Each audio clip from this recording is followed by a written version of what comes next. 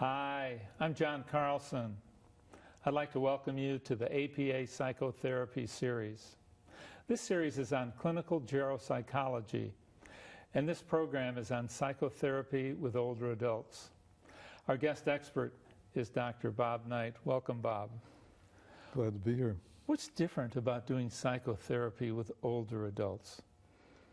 Well, I think that's a key question in this line of work, and over the years I've been developing kind of a model framework for responding to that question. And in a nutshell, I mean, it can be a very long story, fairly short, is to say that there are some differences. Most of the differences are not all that related to the person's age. There are a few exceptions, but many of the things that make it very different when it is different is related more to the kind of problems that older adults bring to therapy.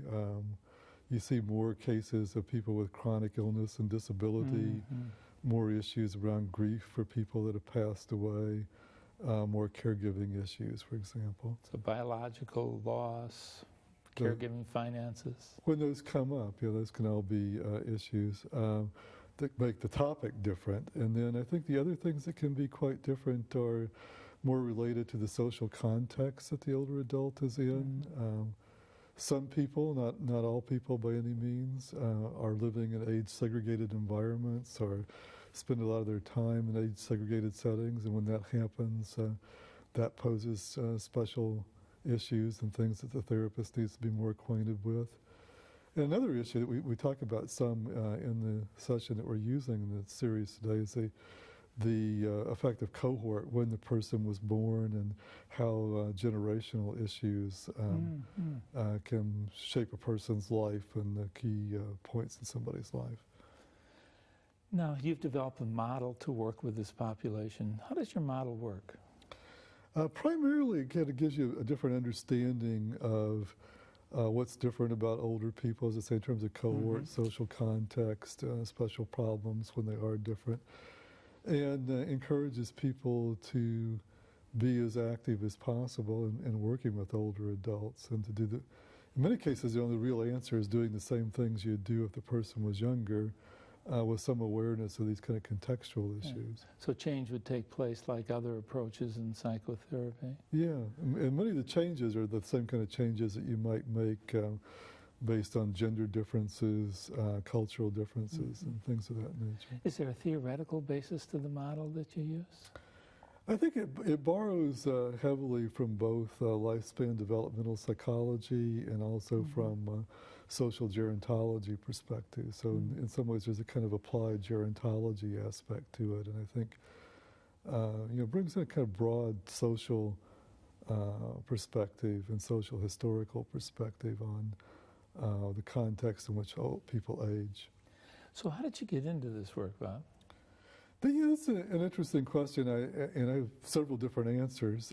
A couple of fairly short ones is that I think as a kind of a deep background issue, I grew up in a household with 4 adults in a multi-generation family. My grandparents, my mother's parents lived with us, and there was a lot of chronic illness issues in the household as I was a child and teenager, with several people in the house having physical illness kind of problems.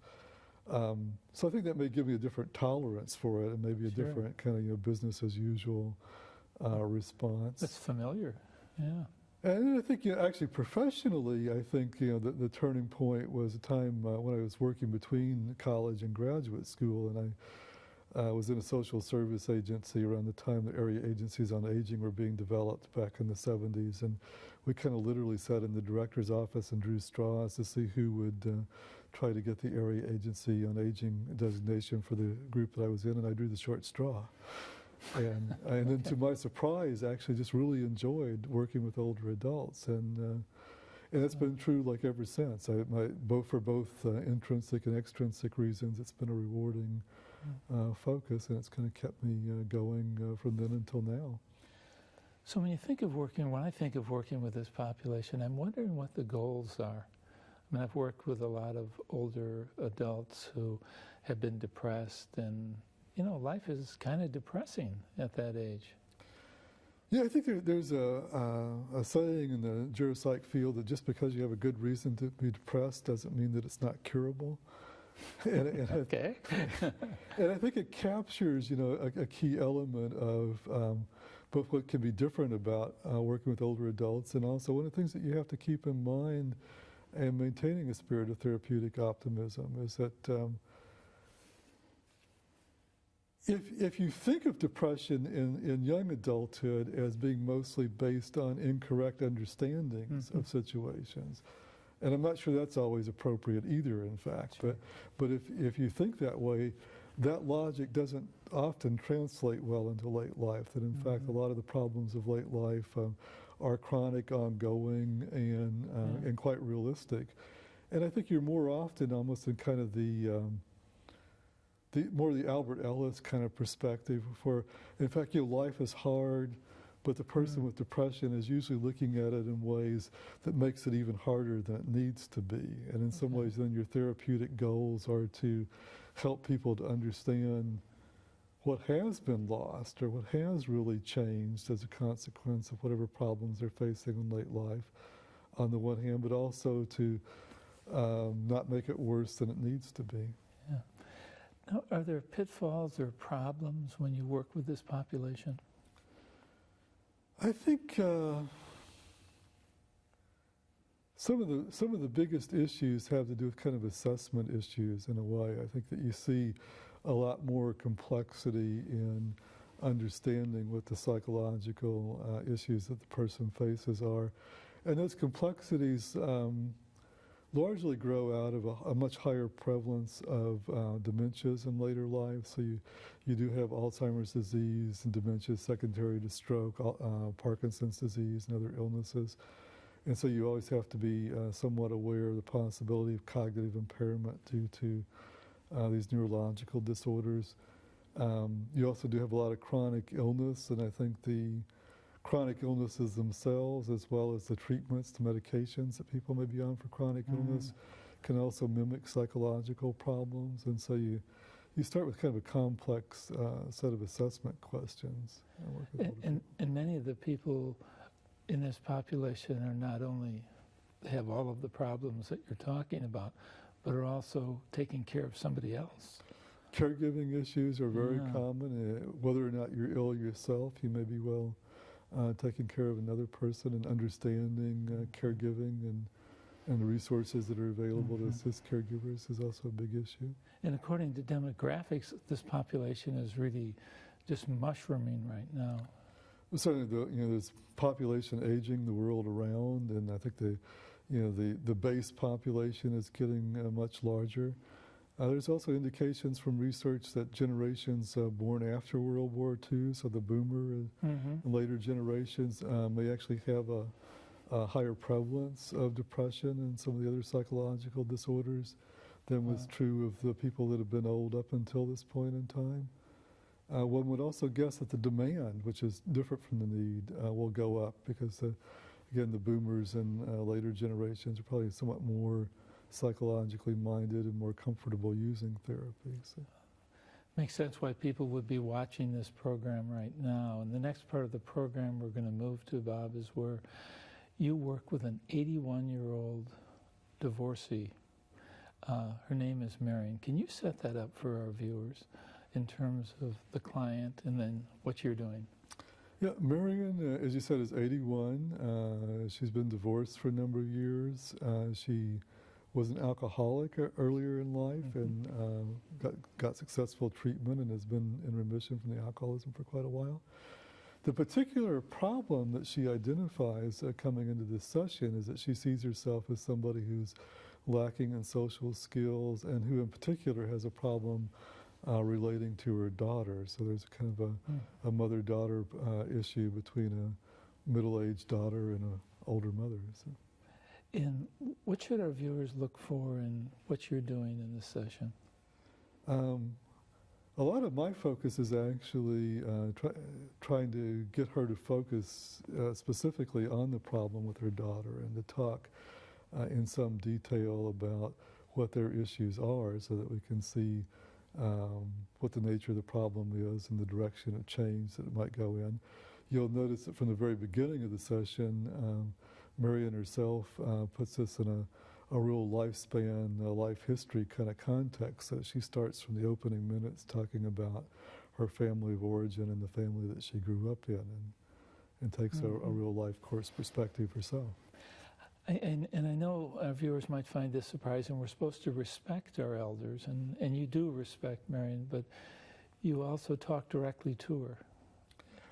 I see that as totally consistent. I think part of respecting older people is treating them more like an equal, and also being sure that you're giving them the full benefit of therapy, which sometimes means structuring what they're saying and maybe being confrontive about some of the things that they bring up. Let's watch this session. Okay. So, Marian, I understand you wanted to spend some time tonight talking about some family issues that have been of concern to you. That would be helpful, I'm sure. Okay. Can you tell me a little bit about what's of concern to you about your family?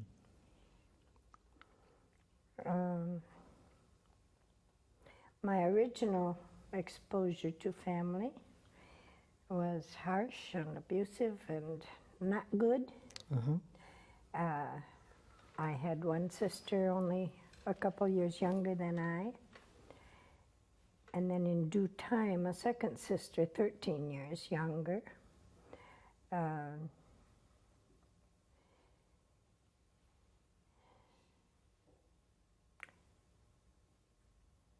I did, at the urging of a high school teacher, have a chance to go to college in the year 1943. Time we lived on a farm. Times were very strenuously poor, and we had very little. And I felt very guilty going away to school because it cost money, $32 a semester. Oh my. Doesn't sound like much now, but I went to when it was called Illinois State Normal. It's Illinois State University today. But in order to teach me, see, I was just taken, and they found a good rooming house for me. But the folks went probably 80 miles or so back home to Iroquois County. And my dad thought the way to teach me money values was to send me none. And all I could think about was how tough it was on the farm and how they really shouldn't spare this money. And finally, my house mother had to write and tell them I was behind on rent, and were they planning, was something troubling them? No, Marian should have told me that she needed money. Well, that's okay. But my birth family experience was not really very good. I blamed my mother. I know today that I blamed my mother for not protecting us better. I was always inventing exotic schemes to run away from the problem because my mother just didn't know what to do. So your father was abusive? Terribly, controlling, abusive. He treated his animals better than he treated his family. He just had bitten off more than he could chew. He was laid off as an electrician by Commonwealth Edison. We lived on the far south side of Chicago then. But then we moved, he found a farm, and he really didn't have enough strength. I'm pretty sure we had 160 acres, and he was a very creative, inventive person. We planted crops that people around there never heard of. But my dad had sent to the government and read up on them, and he knew. But when I was 8 then, I didn't work in the fields the very first year, but ever after that, I was helping, and my mother was helping. And my sister, of course, was too young. but then to go away to college and be set free. Yeah. And I just thank God that I did not go off the deep edge.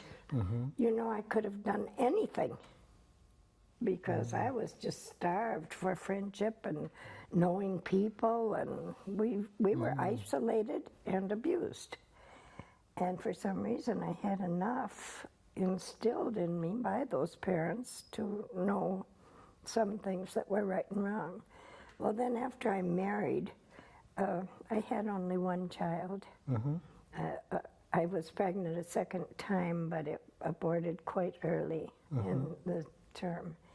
And so I have a daughter who is a wonderful, wonderful person who spoon-fed me until I recognized that I wanted to know Jesus. And she just, I think it was after I retired. I became a Christian when I was 70 years old. And my daughter and son-in-law are wonderful Christians. But I suppose along the way, what had intervened from the time of her birth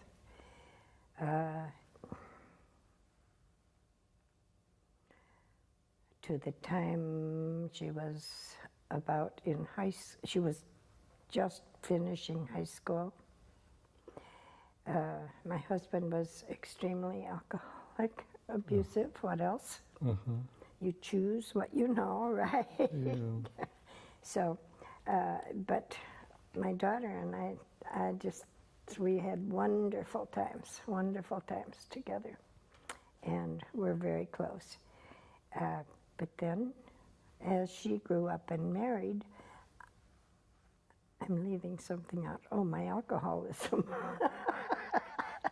Funny how that would happen. Yeah, right.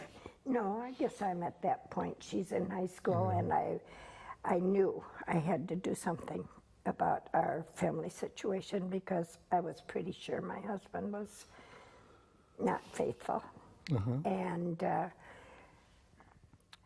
I didn't want to do anything to jeopardize my daughter's scholarship to go to college. And so I decided I would wait until we had that and she was going off to school. And so that's when I decided something had to be done about that. And we were divorced. And come to find out, before the divorce was final, he was married by a priest in Detroit. And that was, well, they were well suited. And He and his second wife. Right? yeah. My daughter just almost went through a period of hatred for him. But I remember just urging her to consider how terrible it would be to be married to the wrong person for 20 years. And so she finally figured that out because this woman and my husband were well suited. But my husband only lived 7 years. Really? After that. And then shortly, some few years after that, his second wife died. But I think I just became very too close with my daughter. And when she married, I'm sure I just tried to buy their love. I wasn't really close. I didn't feel close emotionally, except I knew I loved her. But I didn't know how to be social. I've always been a loner because I don't find people that have enough things in common with me. And I feel I am terribly lacking in social graces. But that's the way I am, so. So you had started to mention a few minutes ago about your alcoholism, and that, I skipped that started it again, around the didn't I? time that you got divorced? We or- were divorced about 72. Jen started college in 69. I left in 71. At 69, I filed for divorce, and we tried to work things out, but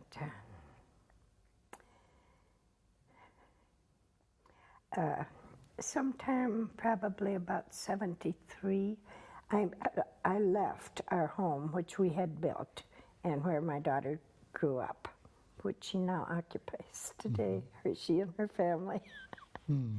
But I went to Elmhurst. I worked for the post office, and I went to Elmhurst and was hired there. And met a wonderful con man there who just really liked everything about me. And as the affair progressed, why, he introduced me to alcohol, which I really was a teetotaler when I was married to my husband. But what is it, the boomerang action? And I became pretty dependent on alcohol. And in 1981, my daughter and son-in-law, what is the term, intervened or confronted? Either of those, yeah, works. All right, well, that was what they did. And I was, I had had some very, nothing, no accidents, no hurting people except family whose emotions were probably rubbed raw. But I was the oldest of the 3 daughters my mother had. My father had been dead quite some time by this time.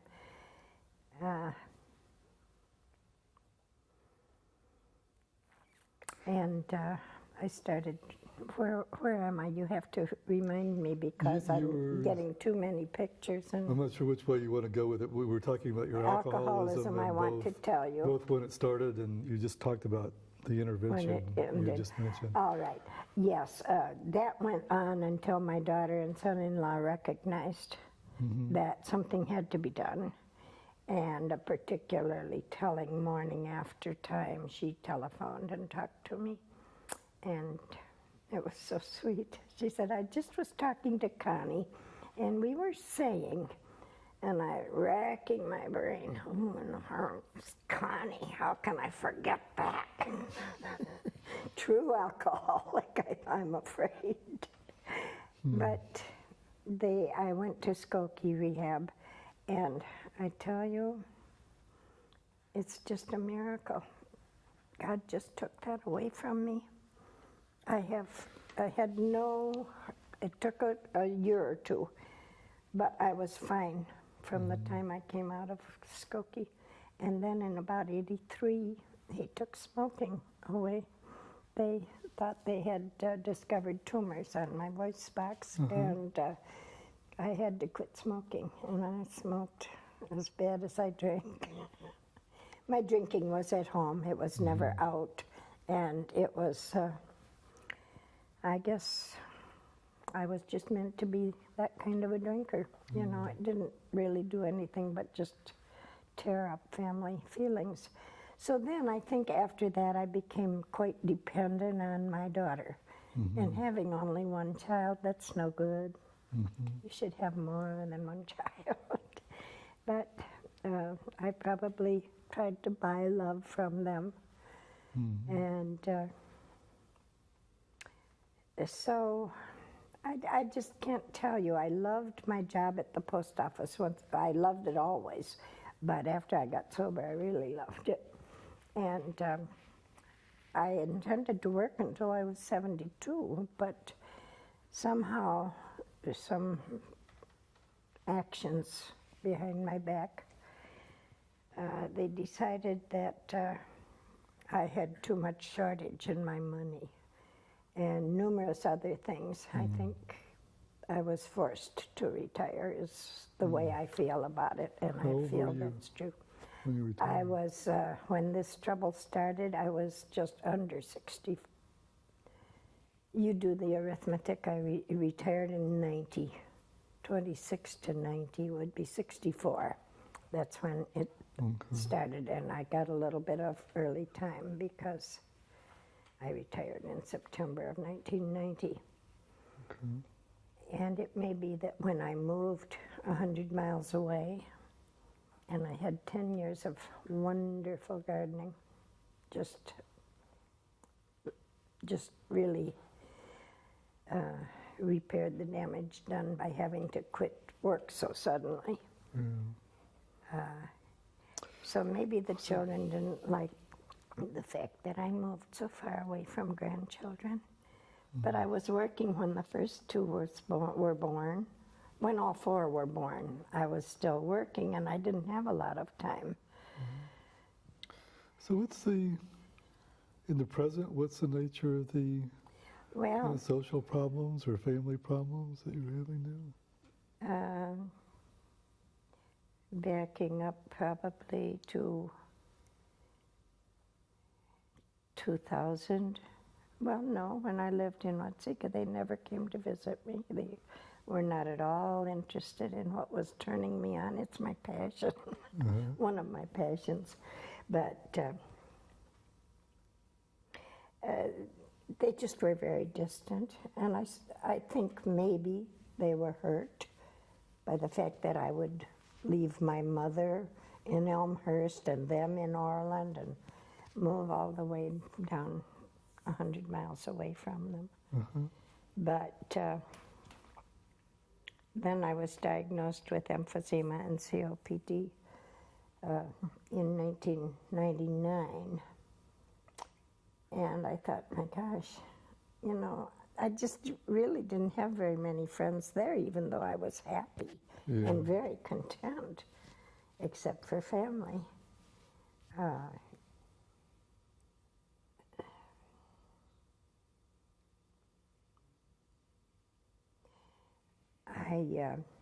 I went into depression from this doctor told me I had 7 or 8 things wrong with me, and I'm too healthy. You know, I don't know what sickness is. I am wonderfully, vitally healthy. But when they told me that, I knew I couldn't cut my grass. I couldn't tend to my own yard anymore. And so I thought, gee, you know, if I go downhill fast, they wanted to put me on oxygen, which later proved it was not necessary. But I decided I better move closer to where my daughter is, because with 4 children, I can't expect them to spend a lot of time running down here. If I were very ill, they would just put me closer around where they were anyway. And so I did that. They had a condo, which was, the renter was moving out just at the time that I decided I had to make the move. And so they let me rent the condo from them at a very affordable thing. Since my retirement was a little premature, I don't have much retirement money. Postal people usually get very good retirement money. And my retirement, because of this, all the allegations that were made and so forth, is really severely handicapped. So now you're living closer to your daughter and her family? I now live in Joliet. A series of moves took me a little. I didn't want to rent from them. The condo needed lots of repairs, and I tried to do them, and I can't afford to do everything. So I just told them I'm going to find a new condo. I want one new place to live in, no fixer-uppers. So what are things like now between you and your daughter? Well,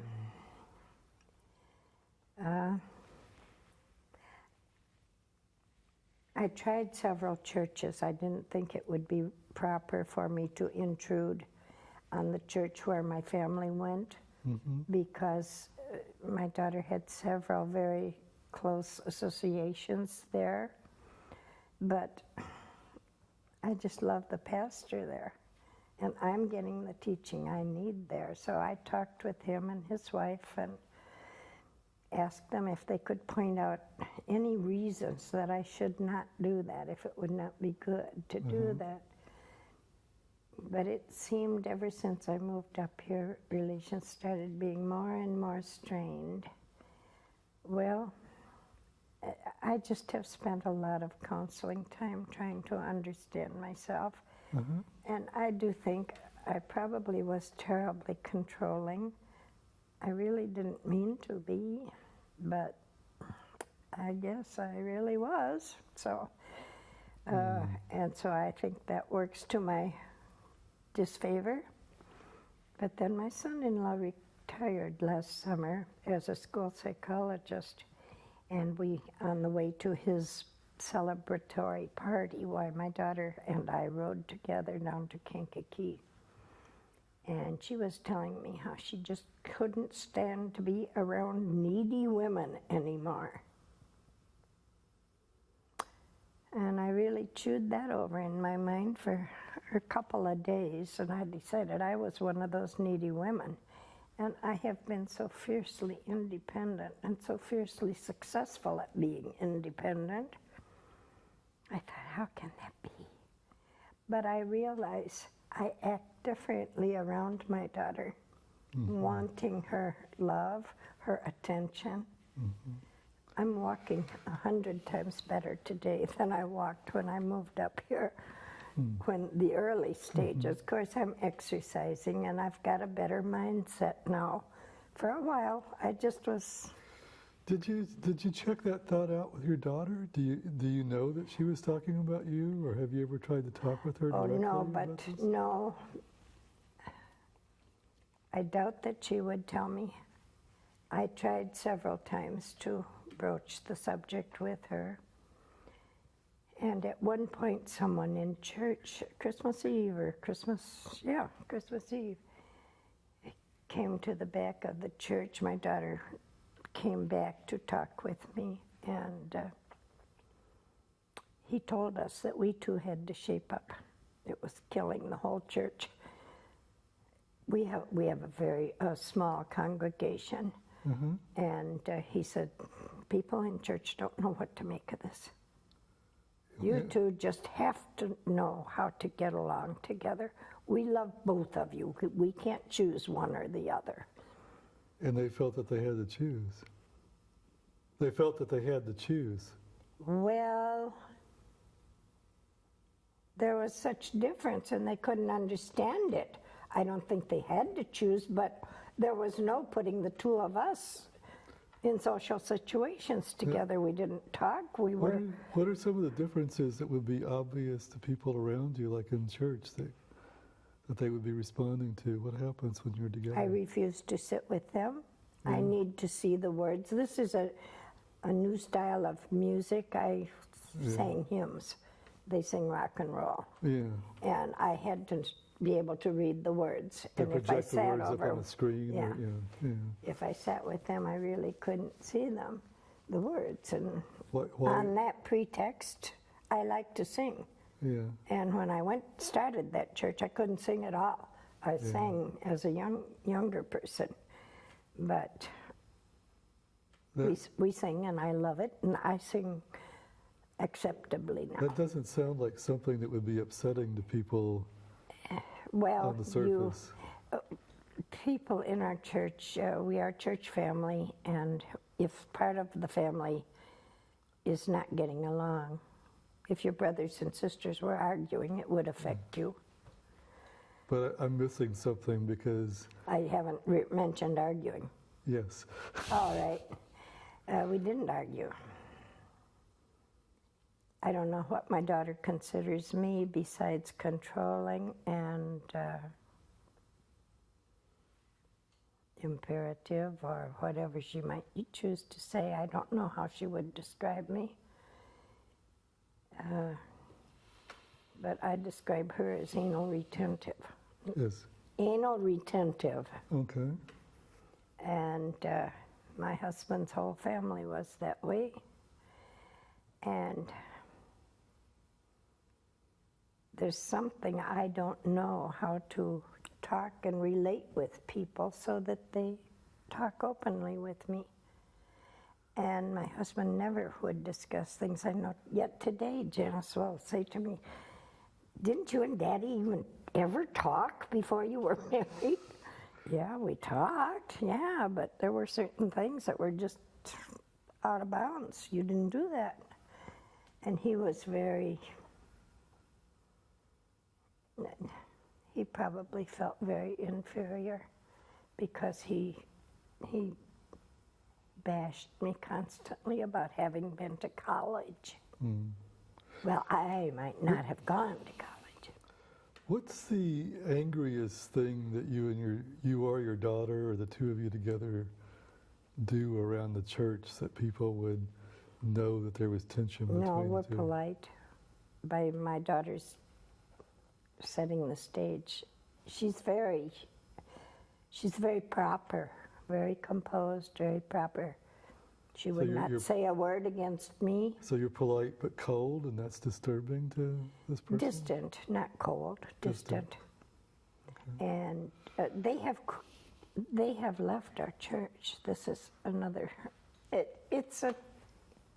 My story is very convoluted. So It's a little complicated, yeah. yes, it is, and I tell it rather disjointedly. It's an emotional thing, and it really, really bothers me. My mother always instilled in us home and family are the people who have to take you in if you have no place else to go. Yes. What does it really mean? But I and my sisters grew up thinking family was everything. Are your sisters still around? Yes. They are both immensely heavy. One lives in Elmhurst and one lives in California. And after my mother died in 1997, no, excuse me. Yeah, 1997. It took us 5 years to arrange a meeting to read the will and try to pass So- out the few paltry things. So And you're not close to your sister? at that time, they quit talking to me for 2 years. I went to the meeting and I said, whatever I have ever in my life done to belittle you or whatever problems there are, I sincerely ask your forgiveness. And they just didn't believe me. And I really meant it. I had prepared a written thing and I read it to them, and I really meant that because I knew there was going to be trouble dividing up. There were a few choice things. And the trouble arose the next day when we did the will, and my sister went back to California, and I haven't heard from her since vocally. No, I haven't heard from her, period. And she is getting sicker, and my sister in Elmhurst, she broke the silence after 2 years, and she talked to me. But now, since January 27th, she hasn't talked to me, and I have no inkling of what I have done to her. Or what, I just don't know. And so I'm waiting for her to call but see, this is the whole family thing. It isn't just my daughter. We were raised contentious and in an abusive household and a very judgmental. When you say you Atmosphere. mentioned both your family of origin and your relationship with your husband as abusive. Was that physical abuse? Were you physically beaten? Or? My husband was not physically abusive. He was emotionally abusive and verbally terrible. Once in a while, there was something other than that. But I kept thinking it was my fault. I was doing something wrong. And your father was physically abusive? Oh, he was awful. Much worse to my mother, but Was to there any, little girls, seeing their mother hurt is almost as bad as getting hurt yourself. if you don't mind my asking, was there any element of sexual abuse in either situation? My counselor thinks I protest too much. Yeah. There may be something I do not know. As far as I am concerned, my father was pure, just a pure person. His temper got the better of him, and he raged. He frothed at the mouth, and he was so angry. But it was over situations that he couldn't help. Yeah. One of the calves died because of the cold, or the fence broke and the cows got into the corn, or, you know, it was just, he bit off more than he could possibly chew when he went farming. I hear you making excuses for your father. I know it, she did too. And I don't mean to make excuses, but he chose the wrong idea for making a living. He was a wonderful electrician, but the depression came and he was laid off. Yeah. And then You started, you've linked these two things from the beginning, and I just want to try to yes, see if we can yes. get a little more Well, clear. That you grew up in this abusive household, and your relationship with your husband was abusive, your own alcoholism after that. So, So that was another abusive man. and how do you tie that to the current situation with your daughter? I hear you making the connection, All but my I'm not life, sure. I think something's wrong with me. I fail to recognize that I have bought 3 houses for myself. I sold one by myself, hugely successfully. I have never owed money except for a car or a mortgage, which has always been paid on time. I'm clean as a whistle as far as credit goes. But I have no self-esteem. I can work with it. It seems sort of cyclical, ups and downs, and sometimes I'm just fine, and I think it's probably denial. I deny anything's wrong, and I'm able to get pretty happy and normal sounding. So it's not that you start feeling better about yourself, it's just that you kind of use denial to ignore the fact Well, that you're feeling I bad about look yourself. at the good points, and I know that I can't be as wrong as my brain tells me I am. But it seems to me that all my relationships have failed because of me. I never seem to examine if the other person is at fault. I just know it's me. I've got to do something. Even when my husband and I started having problems, so I went to ministers all over the countryside trying to understand why he drank so much, what I could do about it.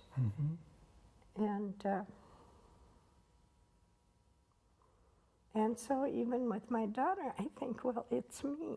I'm doing something very wrong for her, and I don't know what it is. I begged her after that episode at church. I said, Janice, I wrote to her because I can't talk to her. And I did she- used to get Did angry. she give you any feedback about what it might be? I said, how can we ignore the elephant in the room any longer? There's just such a distance between us in our emotions. We can stand practically touching, but it's cold. There's nothing there. And I don't want that. And so if I've decided lately, I guess I'm just never going to know how to get along with her. Did she say anything back? Yes, she wrote me a note back and said, if I could please point out what she needed to ask forgiveness for, she would surely do it. And I started to list things that hurt me. See, everyone says I'm too emotional, so maybe that's a hook to hang something on.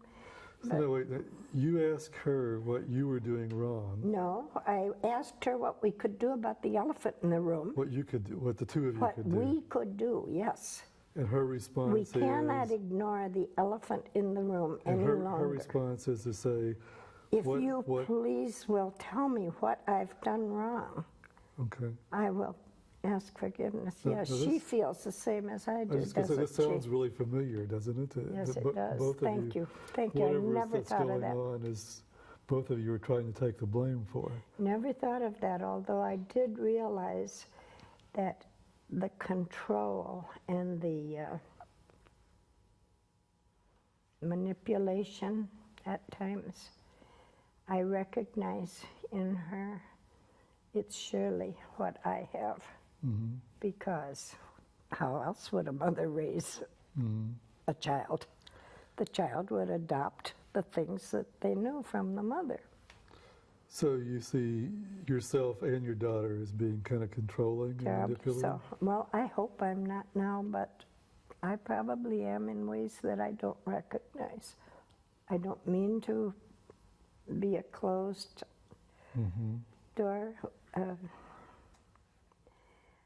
My daughter is so self-controlled, but on my birthday last January, she did completely, she was screaming at me. And I was able to be calm, and twice I interrupted. I said, Janice, I won't permit you to talk to your mother that way. But apparently I said it in a weak voice or something. She went right on. Yeah, well, But I finally just left the scene. She people was, get on a tear, sometimes they can't stop well, no matter what. it's true, it's true. So was there a theme to this? Or was there something She had asked me, you know, I cannot recount it truthfully. I can tell you a little what I remember now, but it was so distasteful.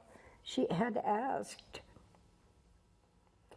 something about they would like to take me out for lunch or breakfast or brunch, and where would be a good place and when would be a good time. And a previous birthday was not my social occasions. I'm expected for Christmas and Thanksgiving, and every year I try to figure out how can I gracefully not go. And I can't figure it out. And that birthday occurrence a year or so before, I had to hurry someplace after exercise, after I did my volunteer job. I'm worn out by the time I exercise and do my library work. But I had to go a few miles away to a restaurant that they had thought would be a nice restaurant. And they only spent, 20 or 25 minutes there. And the talk was nothing that I would really care to talk about. I think my granddaughter and my daughter carried on a conversation about things they're involved with. And my daughter and son-in-law have several times tried to rehab addicts, drug addicts. And most all of them have been, the addict returns to the drug of his choice. And not really successful, although they do a very good ministry with it. And most addicts do. But so I hear you say, one of the things I hear you saying about yourself is that you've said off and on that you feel you have a real need for your daughter, that you've been really dependent on her at times. we had such a close relationship. An only child should never happen, you know. It was a good, nice, wonderful This was relationship. up until she got married. Up until she Mostly. went away to college, probably, and then the divorce happened, and I was free, white, and 21, so I involved myself with this abuser again, you know. And got into the alcoholism and so forth. So. Well, the alcohol made it possible that let the inhibitions die down a little bit, you know, so that was a bad scene.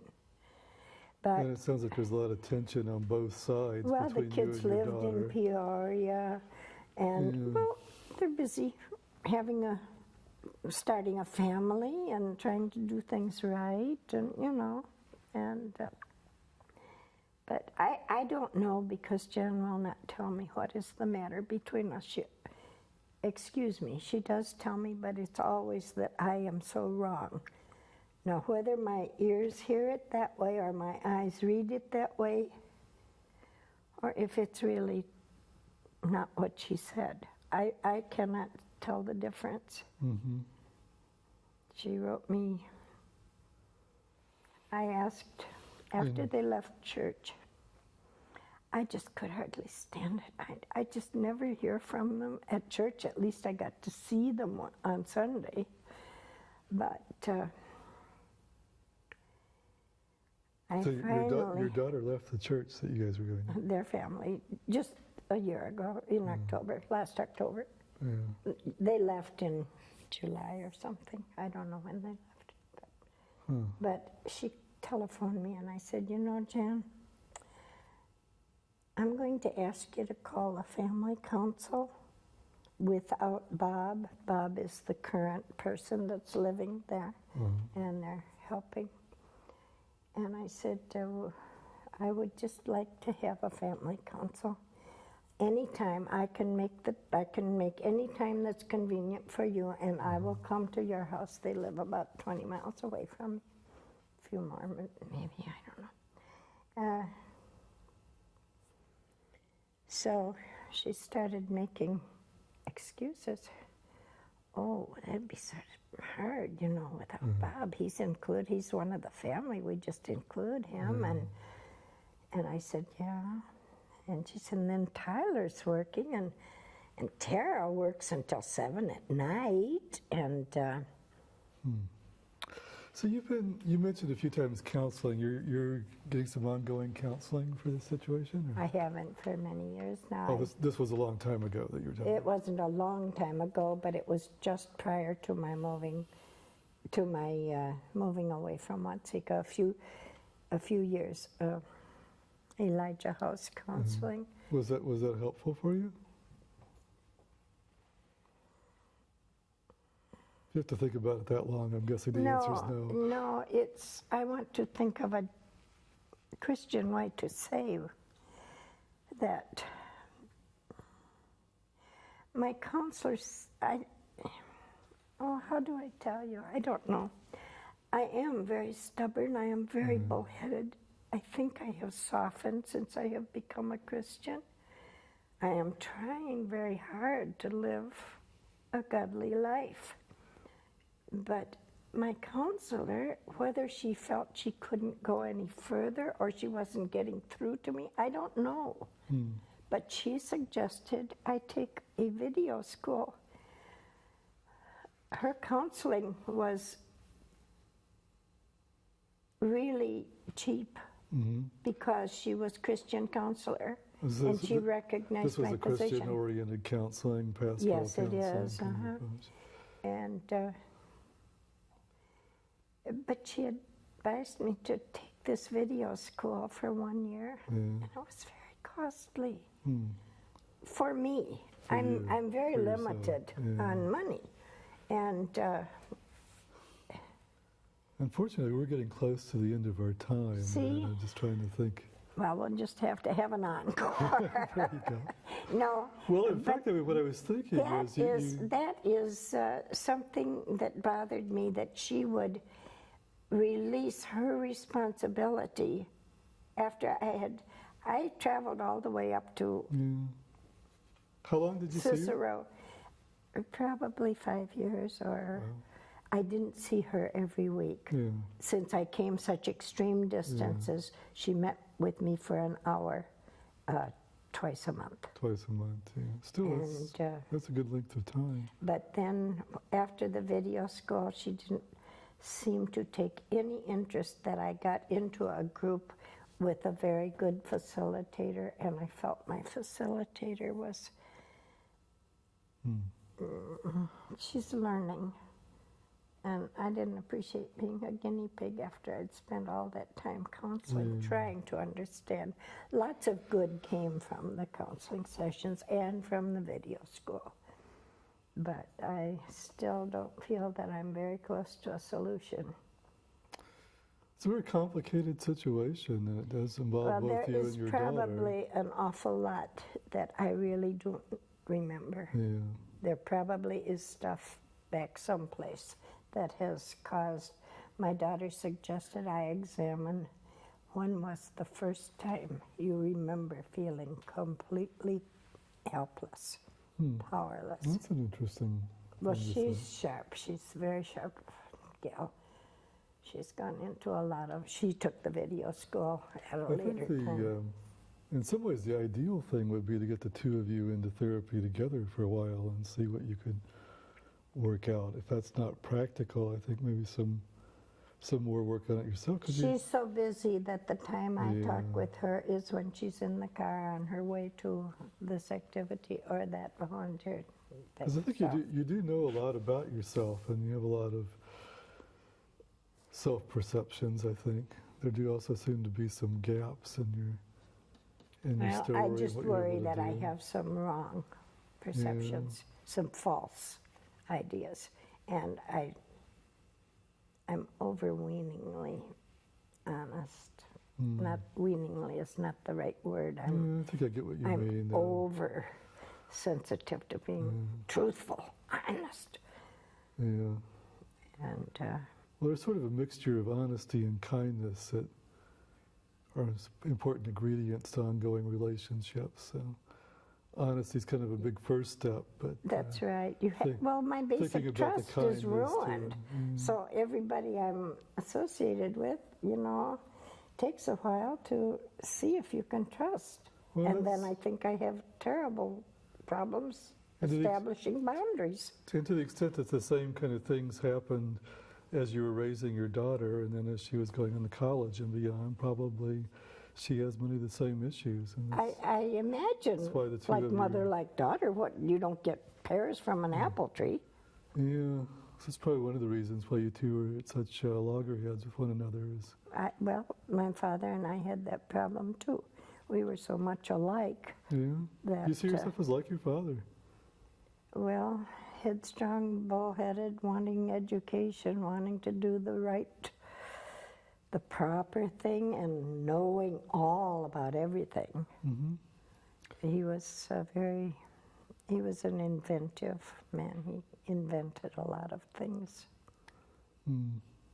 Knowing that about yourself, can you back off from that position at all? You think? What? Knowing that you're headstrong and so I focused feel that way, I can feel can you I'm let it go? extremely tempered since I've become a Christian. Well, that's a good start. I really feel, and it's just hard when I suppose I'm not letting go of the hurts, Yeah. Well, we're going to have to wrap up, but thank you so much for coming in. Okay, you're welcome. Bob, was this session with Marion a good example of psychotherapy with an older client? I think it's a good example of the way that therapy with an older client can be a great deal like therapy with a younger client. And I think there are some hurdles to many therapists have to get over to be able to do that. But Marion's problems are problems that she's had kind of throughout her life, and I think in that way there's a lot of continuity as well as a few differences. She sure did have quite a story. Where would you go with her if she were to continue to be an ongoing client? Ideally, what you'd like to see happen next, if both of them were willing, would be to actually get her and her daughter to come in together for some conjoint work, because her primary presenting problems really focus on her relationship with her daughter, and it would be great to be able to actually see them together in a session and actually be able to see and work with that interaction. Next down from that would be to do individual work with Marion, and maybe be able to have her daughter come in once or twice, or be able to interview the daughter on a kind of auxiliary basis, and get some sense from the daughter's perspective of what some of the issues are. And then finally, which I think is probably more likely to happen in this case, for individual work, you could go on really trying to, and I think this would probably take a number of sessions, to try to get her to be more specific and more precise about what the interaction problems are between her and her daughter. As we'll see in some of the clips, she shows in a global way, she shows quite a bit of insight and about herself. But when it actually comes to talking about the presenting issue of how she and her daughter are in conflict, that she doesn't seem to be able to even come up with particular examples of that or show much awareness of what the issues are between the two of them. Is family therapy something that you would use frequently with older adults? I think when it's possible, it often comes up. It depends. The interventions, as would be true at any age, kind of grow out of what the exact nature of the problem is. And certainly many problems, maybe most problems, are amenable to individual therapy. But when it does involve somebody else in the family, that being able to work with it in a conjoint way is ideal. Let's take some clips, Bob, from the session that you just did with Marion and give our viewers a chance to get some of your insights. And the first clip we're going to take is where she talks about abuse and how she escaped by going to college. Let's watch. Okay. My birth family experience was not really very good. I blamed my mother. I know today that I blamed my mother for not protecting us better. I was always inventing exotic schemes to run away from the problem because my mother just didn't know what to do. So your father was abusive? Terribly, controlling, abusive. He treated his animals better than he treated his family. He just had bitten off more than he could chew. He was laid off as an electrician by Commonwealth Edison. We lived on the far south side of Chicago then. But then we moved, he found a farm, and he really didn't have enough strength. I'm pretty sure we had 160 acres, and he was a very creative, inventive person. We planted crops that people around there never heard of. But my dad had sent to the government and read up on them, and he knew. But I was 8 then. I didn't work in the fields the very first year, but ever after that, I was helping, and my mother was helping. And my sister, of course, was too young. But then to go away to college and be set free. And I just thank God that I did not go off the deep edge. You know, I could have done anything because I was just starved for friendship and knowing people, and we were isolated and abused.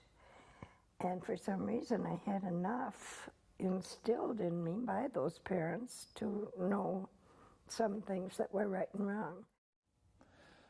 Bob, she seems to be very insightful. Is that common in the early moments or minutes of a therapy session with an older client? It's kind of unusual, actually. I mean, I was struck as she started this. My understanding coming into the session was that she was concerned about issues with her daughter, and I was expecting kind of a more present-oriented focus. It's certainly very common that older adults reminisce a lot and go back, bring up things in the past that are related. But she's really coming in with a very kind of organized, at this point, presentation of her life, and starting with family of origin kind of issues. The fact that she's talking about her initial family being very abusive, is interesting, and I'm wondering what connection she's going to make about that. In such a matter-of-fact way. Yeah. One of the things that I'm noting here, and it's true throughout most of this session, is you're not seeing the emotion that you might expect to see given what she's talking about. Yes. Now, do you look for cognitive impairment right from the get-go when you're working with an older client?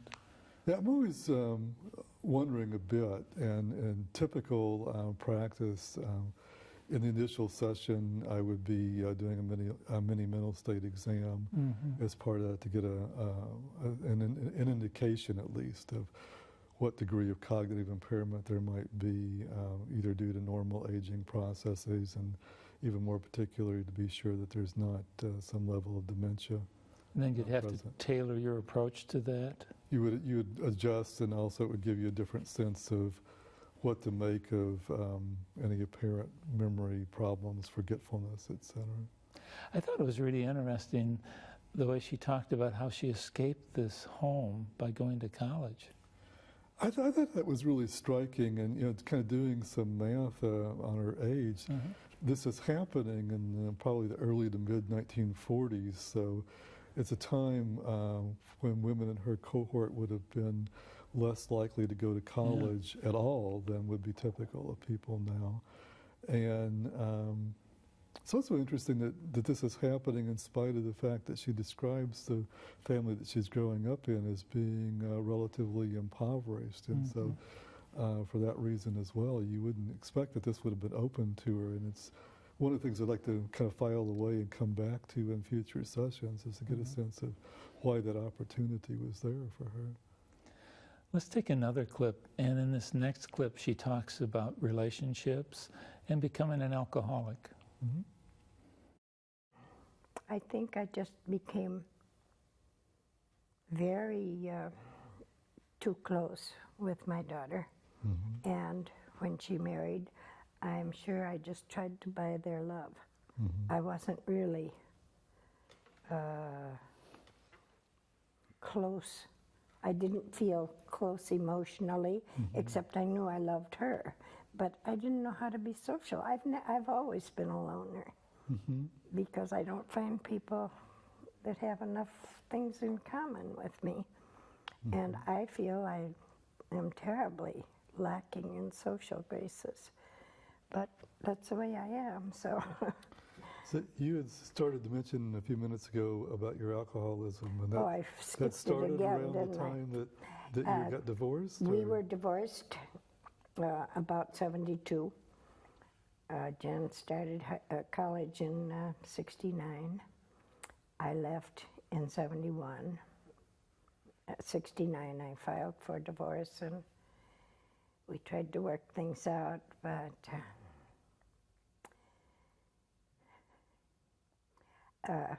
sometime probably about 73, I left our home, which we had built, and where my daughter grew up, which she now occupies today, she and her family. But I went to Elmhurst. I worked for the post office, and I went to Elmhurst and was hired there. And met a wonderful con man there who just really liked everything about me. And as the affair progressed, why, he introduced me to alcohol, which I really was a teetotaler when I was married to my husband. But what is it, the boomerang action? And I became pretty dependent on alcohol. And in 1981, my daughter and son-in-law, what is the term, intervened? Boy, she sure has quite a story. What are you hearing? Well, I think there's a number of things going on in this little episode, and she really encapsulates a lot of the early history of her problems with her daughter and also her own shift to alcoholism. And I think I'm kind of, in one sense, kind of hearing it with two ears, two different timelines. One is the sense of just where she is in her own life cycle, and also her daughter's and how that's playing out.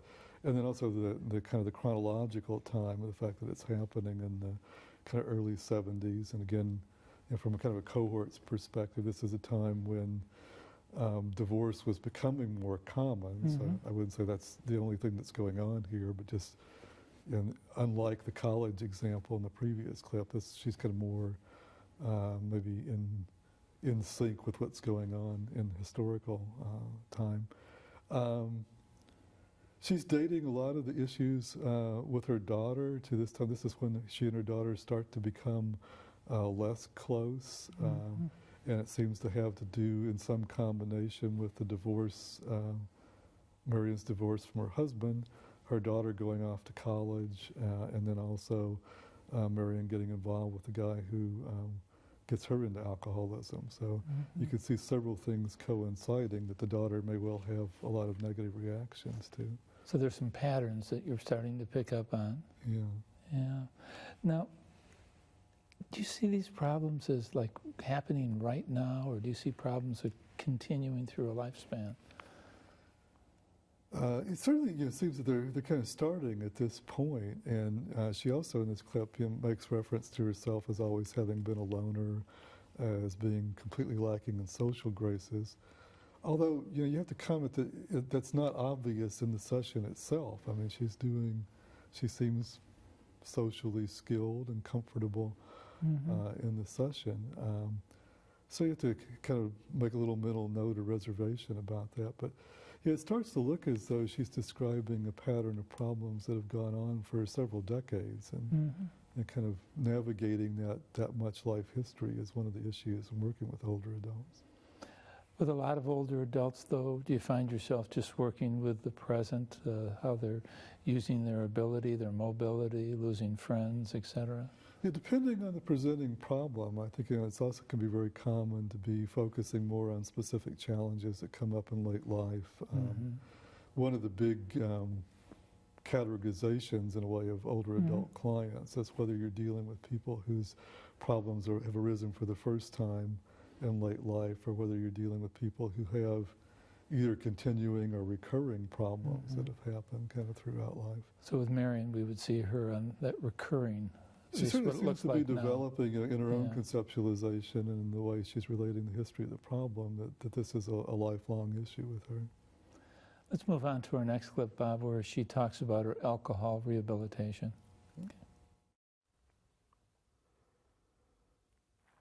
And I started, where am I? You have to remind me because I'm You're- getting too many pictures. I'm And not sure which way you want to go with it. We were talking about your alcoholism I and want to tell you. both when it started, and you just talked about the intervention it you ended. just mentioned. All right. Yes, that went on until my daughter and son-in-law recognized that something had to be done.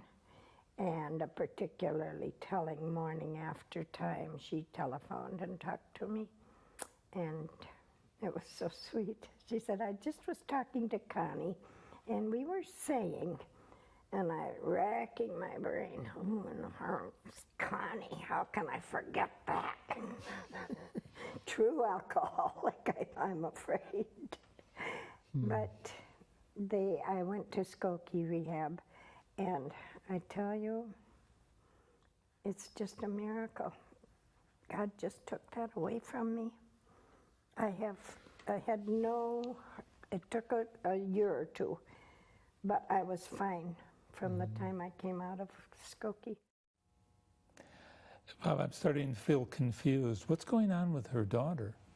It's an interesting question, and I'm kind of wondering that myself at this point in the session. I mean, she started by saying that there's tremendous problems between herself and her daughter, and this is what she wanted to focus on. And here she's saying she's attributing one of the major changes in her life to her daughter, and talking about how sweet she was to recognize it, and giving her daughter credit for getting her to confront her alcoholism and get over it.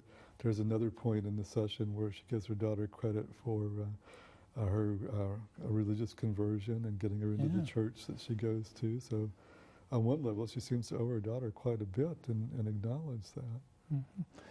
Now, these terms of, I'm hearing some positives here, like some self-efficacy, or psychological hardiness or resilience, that she's able to bounce back from abuse and to bounce back from alcoholism. Do you pick up on that? Yeah, and I think it's one of the things that's interesting about working with older adults, is you typically have people with a lot of strengths and who have developed coping styles over the years. And certainly in this particular clip, I mean, the fact that it only took one rehab treatment to get her off of alcoholism, and that stuck without any relapses is quite remarkable, and a real sign of potential for change here.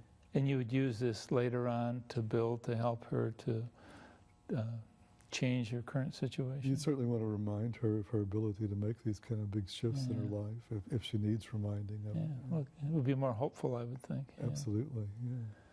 Let's take another clip, and this next clip, you really try to zero in on the relationship with her daughter.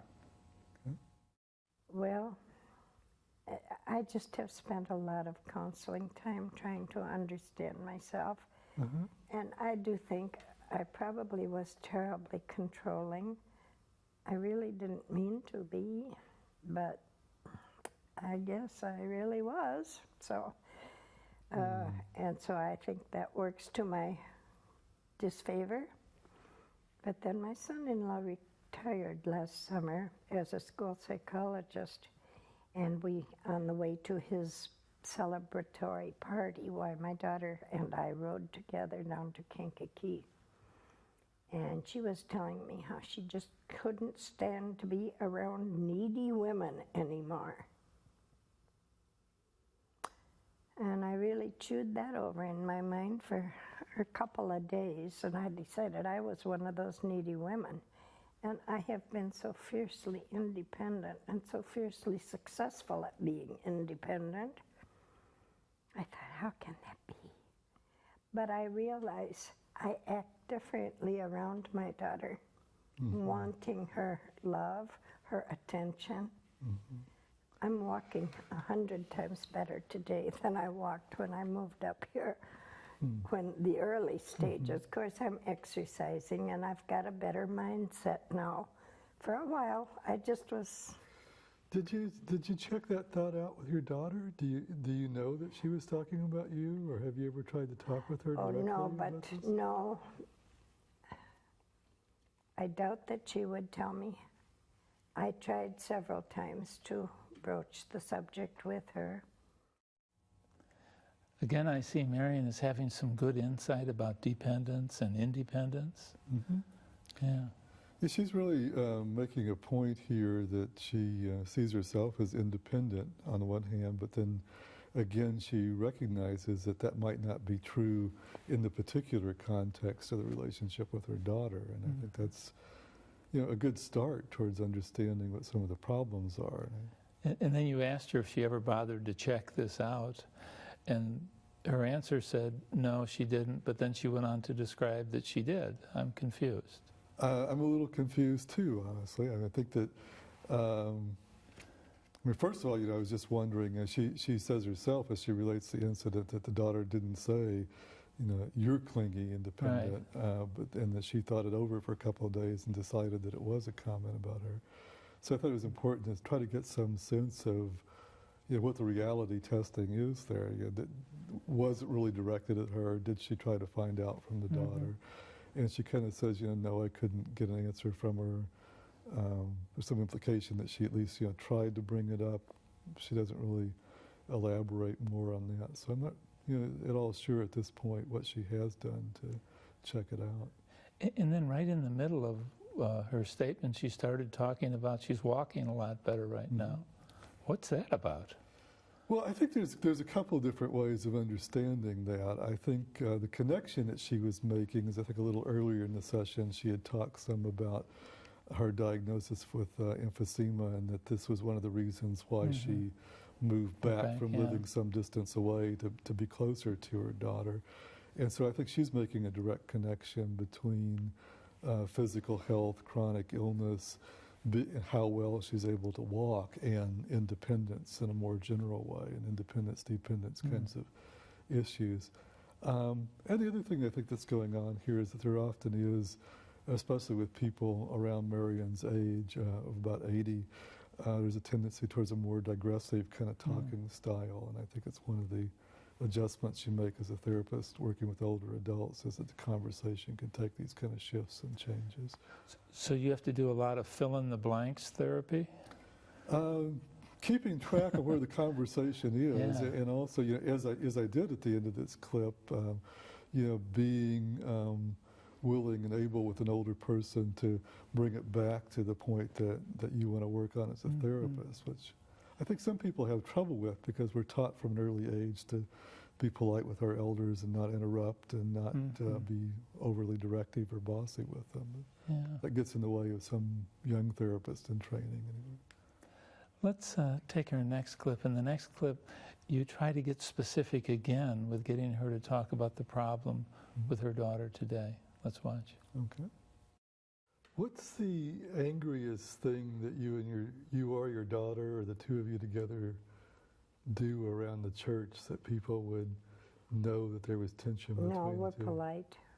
By my daughter's setting the stage, she's very proper, very composed, very proper.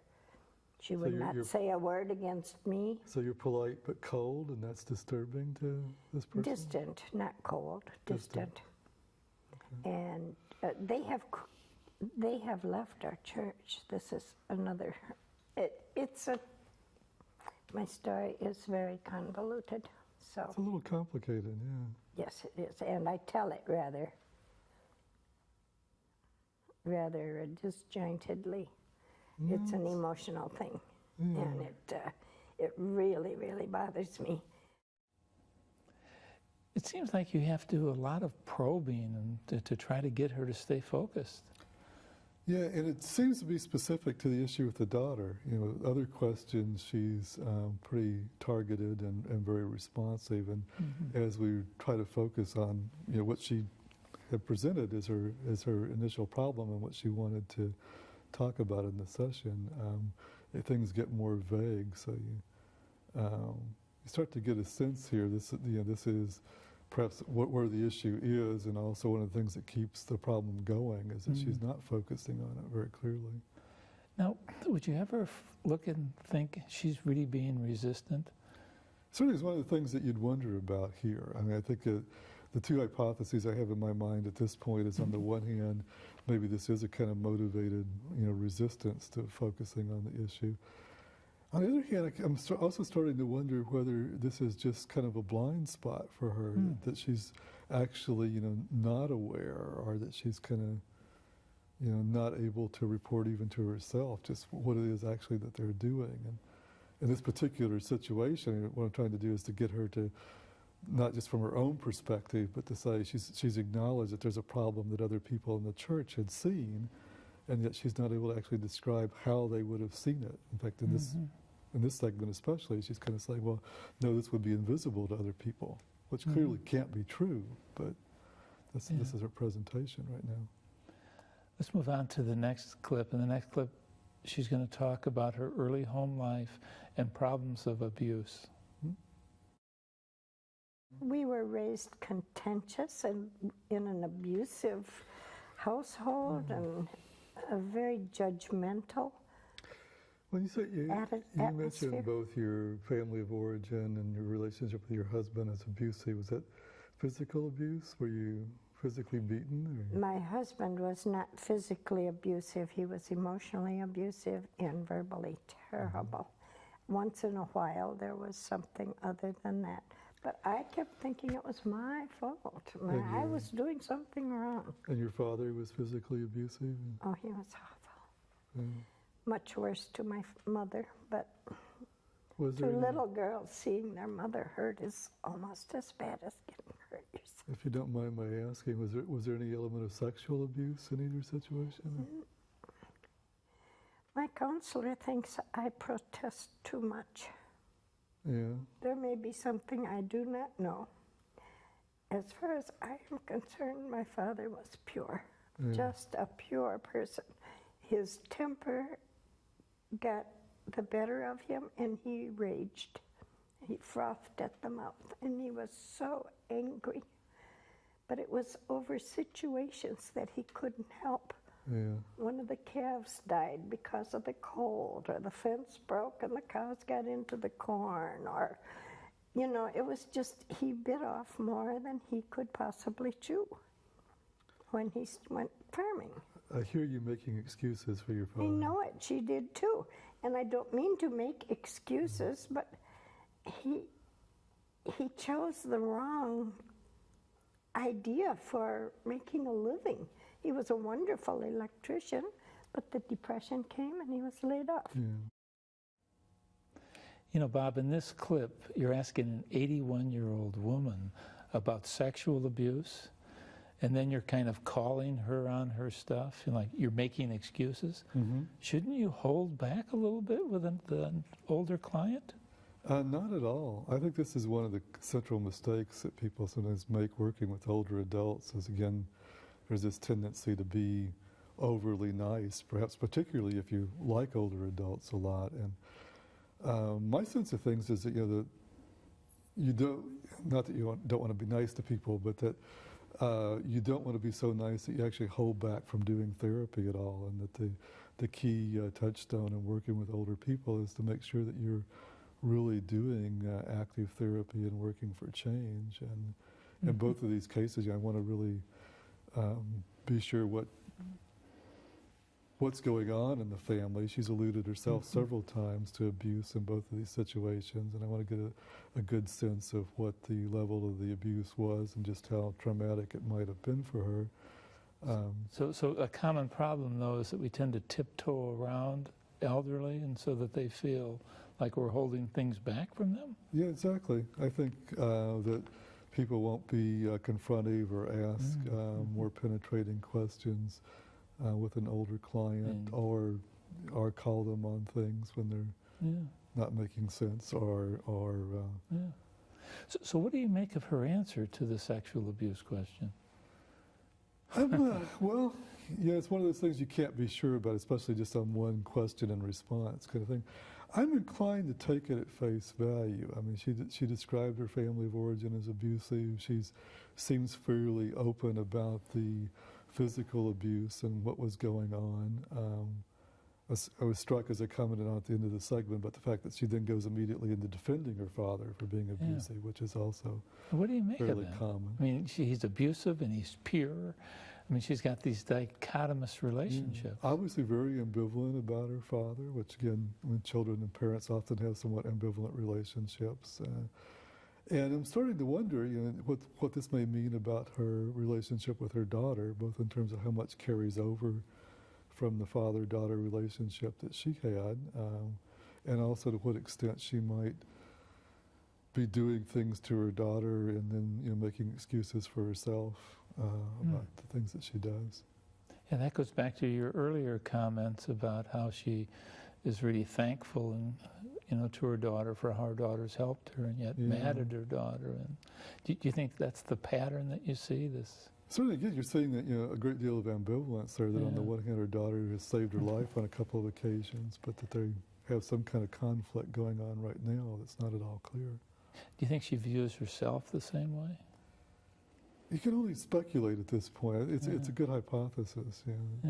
Okay. Well, let's continue this same clip, and this is where she talks more about the abuse.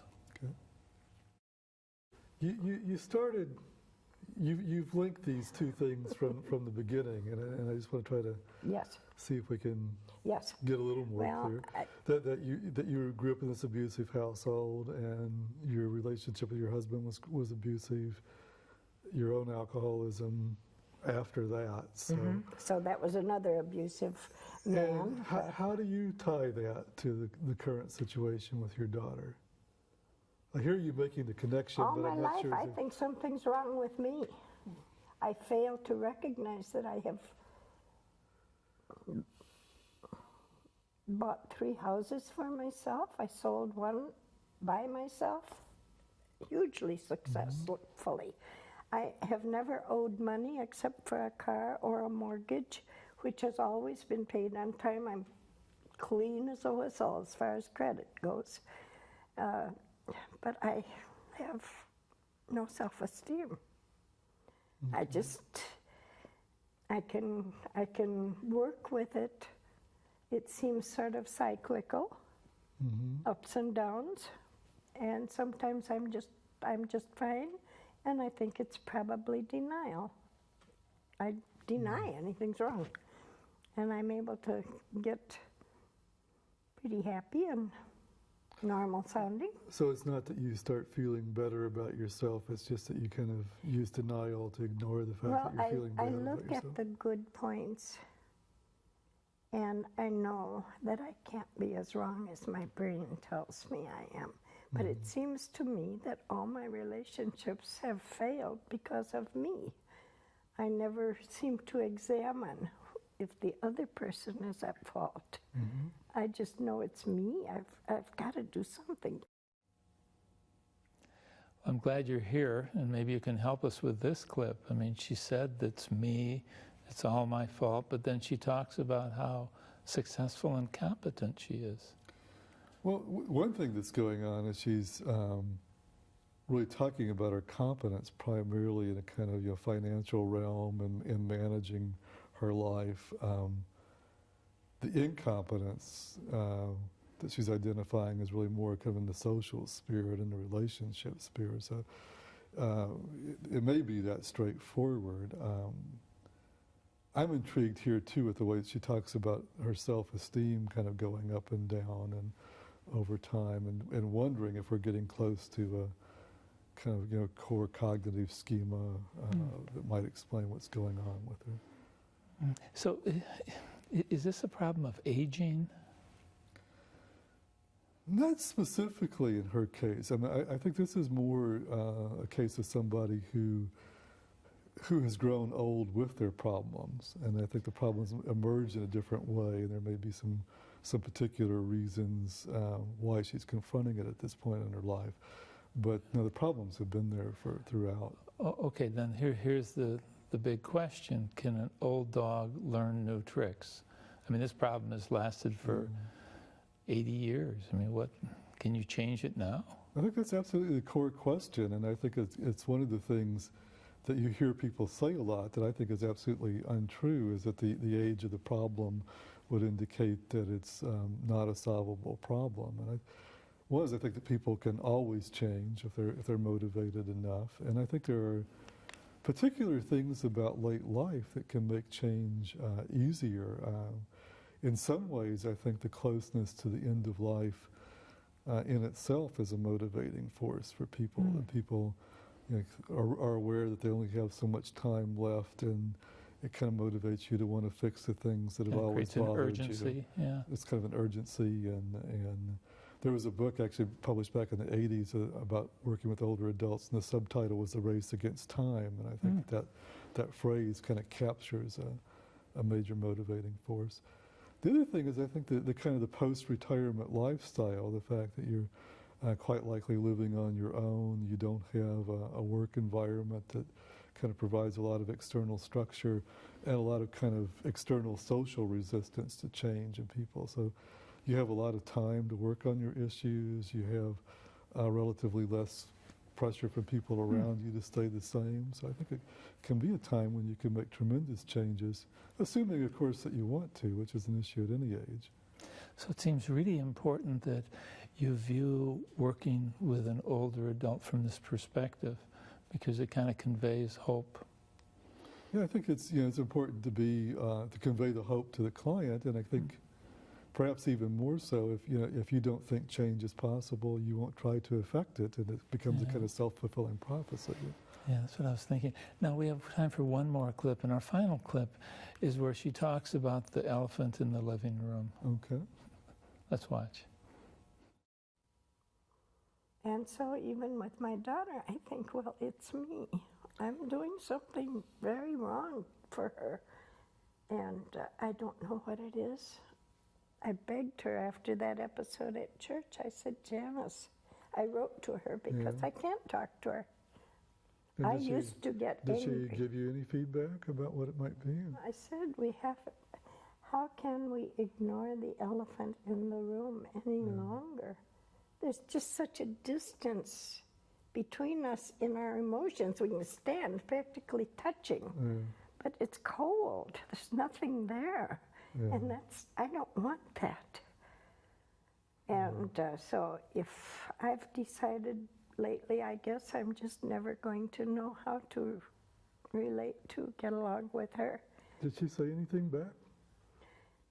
Yes, she wrote me a note back and said, if I could please point out what she needed to ask forgiveness for, she would surely do it.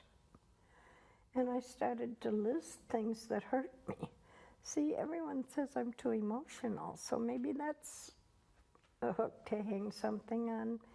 So no, wait, you asked her what you were doing wrong. No, I asked her what we could do about the elephant in the room. What you could do, what the two of you What could do. we could do, yes. And her response We is... cannot ignore the elephant in the room any And her longer. response is to say, If what- you what- please will tell me what I've done wrong, okay. I will ask forgiveness. No, Yes, no, she this- feels the same as I I do, was just going to say, this doesn't sounds she? really familiar, doesn't it? Yes, That it does. both of Thank you. Thank you. I Whatever never that's thought of going that. on is both of you are trying to take the blame for. Never thought of that, although I did realize that the control and the manipulation at times, I recognize in her, it's surely what I have. Mm-hmm. Because how else would a mother raise Mm-hmm. a child? She seemed to gain some insight in this segment. Yeah, I think at this point we're really starting to get closer to what the problems are between her and her daughter, and that you kind of get 2 or 3 different themes, really, both that both of them are blaming themselves. And I was really struck by what seemed to go from her saying that the problems were her fault to trying to find out what she was doing wrong, to then it turns around to where somehow, and however she phrased this question about the elephant in the room, what the daughter heard was that she, the daughter, was in the wrong. And she starts saying, well, what do I need to apologize for? And then Marion starts listing off things Right. that the daughter's done wrong. So there's a kind of back and forth there about who's at I fault. blame and myself, I blame you, I blame myself, I blame you. Yeah, exactly. So, So that's a theme. and certainly something you'd want to come back to, you know, in the future and try to get through more precisely just what those interactions are like. And the other thing which I thought was really, quite a switch for her was saying about herself that she's controlling and manipulative, and saying that in the context of my daughter and I are alike in this way, that we're both controlling and we're both manipulative, and then going on to say, well, of course, I raised her, so she's going to be like me. And I think if she's really taking that in, and as she can learn to kind of apply that to the situations that arise between her daughter and herself, that this would be a good thing to focus on in future sessions to have her resolve this problem. This is the last clip that we have, and it's near the end of the session. Do you usually give homework to older adults? Generally, I would. If this was an ongoing kind of session, I would be thinking about assignments that she might do next. And you write those out usually too, so they can take them with them in case there's a memory problem? Exactly. Give her something, a little note to take with her, or maybe even a little chart to fill out so that she can have memory prompts. Yeah, great. Well, as I just mentioned, we're near the end of our program. Are there any final thoughts that you might have for our viewers on working with older adult clients? Yeah, I think probably the overall thing that I think this session kind of illustrates is the ways in which therapy with older adults can be a lot like therapy with younger adults, especially when it's an ongoing problem like this, and that people should not feel restrained at all from doing full-on active therapy with a person just because she's 80, 81 years old. Well, thank you for giving us permission, and thank you for helping us with this program. You're very welcome.